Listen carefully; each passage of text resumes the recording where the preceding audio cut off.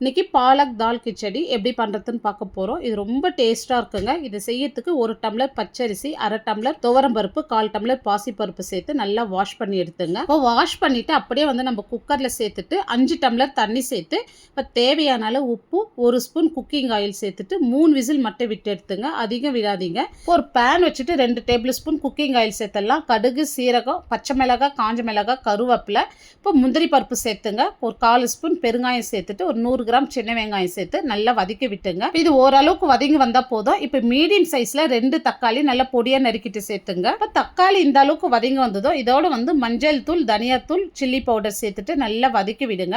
இப்போ இந்த அளவுக்கு நல்லா வதங்கி வந்ததும் பொடியாக நறுக்கின கீரை இதோட சேர்த்துட்டு நல்லா கலந்து விடுங்க. இப்போ கீரை பாருங்கள் நல்லா சுருண்டு வதங்கி வந்திருக்கு. இப்போ ஒரு 2 ஸ்பூன் அளவுக்கு மட்டும் புளி தண்ணி சேர்த்துங்க. இப்போ இதை சேர்த்து நல்லா கலந்து விட்டுட்டு இப்போ நம்ம வேக வச்ச அரிசி பருப்பு இதோட சேர்த்துடலாம். இப்போ இதை சேர்த்துட்டு இந்த இடத்துல ரொம்ப கட்டியாக இருந்துச்சுன்னா நல்லா சூடான தண்ணி சேர்த்துட்டு நல்லா மிக்ஸ் பண்ணி விட்டுங்க. தேவையான அளவு உப்பு சேர்த்துட்டு நல்லா மிக்ஸ் பண்ணி விட்டுங்க. ஒரு தக்காளி நெய் சேர்த்துட்டு பொடியாக நறுக்குன பூண்டு கலர் நல்லா மாறி வந்ததும் 1/2 ஸ்பூன் சில்லி பவுடர் சேர்த்துட்டு இப்போ இதை அப்படியே இதோட சேர்த்துட்டு நல்லா கலந்து விட்டுங்க. இப்போ பாலக் தால் கிச்சடி ரொம்ப டேஸ்ட்டாக பண்ணியிருக்கோம். இந்த வீடியோ டீட்டெயிலாக அளவுகளோடு பார்க்கணும்னா ப்ளே பட்டனை கிளிக் பண்ணி பாருங்கள். பிடிச்சிருந்தால் லைக் பண்ணிட்டு சப்ஸ்கிரைப் பண்ணிங்க.